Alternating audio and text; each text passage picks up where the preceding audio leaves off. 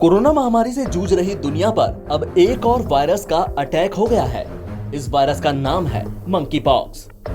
इसका असर इतना तेज है कि यह महज 15 दिन के अंदर ही 15 देशों में फैल चुका है। बेल्जियम ऐसा पहला देश बन गया है जहां मंकी पॉक्स के मरीजों के लिए 21 दिन का क्वारंटाइन पीरियड कंपलसरी कर दिया गया है।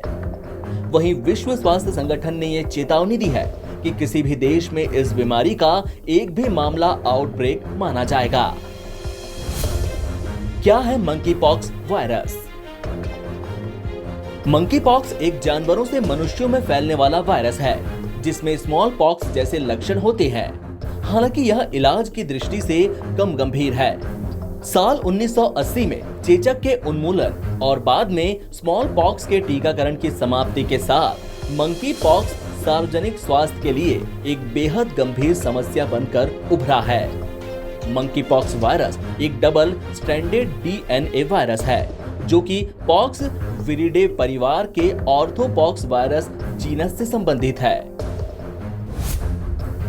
किन जानवरों से फैलता है मंकी पॉक्स? कई जानवरों की प्रजातियों को मंकी पॉक्स वायरस के लिए जिम्मेदार माना गया है। इन जानवरों में रस्सी गिलहरी, पेड़ गिलहरी, गैम्बिया पाउच वाले चूहे, डर्मिस, गैर मानव प्राइमेट और अन्य प्रजातियां शामिल हैं। मंकी पॉक्स वायरस के प्राकृतिक इतिहास पर अनिश्चितता बनी हुई है और इसके प्रकृति में बने रहने के कारणों की पहचान करने के लिए आगे अध्ययन की आवश्यकता है। इंसानों में मंकी पॉक्स की पहचान सबसे पहले साल 1970 में रिपब्लिक ऑफ कॉन्गो में एक 9 साल के लड़के में हुई थी, जहां 1968 में स्मॉल पॉक्स को समाप्त कर दिया गया था। भारत में मंकी पॉक्स के कितने मामले? मंकी पॉक्स को लेकर केंद्र सरकार की चिंता भी बढ़ गई है। तेजी से फैलते संक्रमण को देखते हुए National Centre for Disease Control और Indian Council of Medical Research को अलर्ट जारी किया गया है। सोमवार को मुंबई नगर निगम ने कस्तूरबा अस्पताल में मंकी पॉक्स के संदिग्ध मरीजों के लिए 28 बेड का आइसोलेशन वार्ड तैयार किया है। हालांकि अभी तक देश में इस बीमारी का एक भी मामला नहीं आया है। क्या है मंकी पॉक्स के लक्षण? मंकी पॉक्स के संक्रमण से लक्षण की शुरुआत तक आमतौर पर 6 से 13 दिनों तक ही होती है, लेकिन यह 5 से 21 दिनों तक हो सकती है। बुखार, तेज सिर दर्द, लिम्फ नोड्स की सूजन, पीठ दर्द, मांसपेशियों में दर्द और एनर्जी की कमी जैसे लक्षण इसकी विशेषता हैं, जो पहले स्मॉल पॉक्स की तरह नजर आते हैं।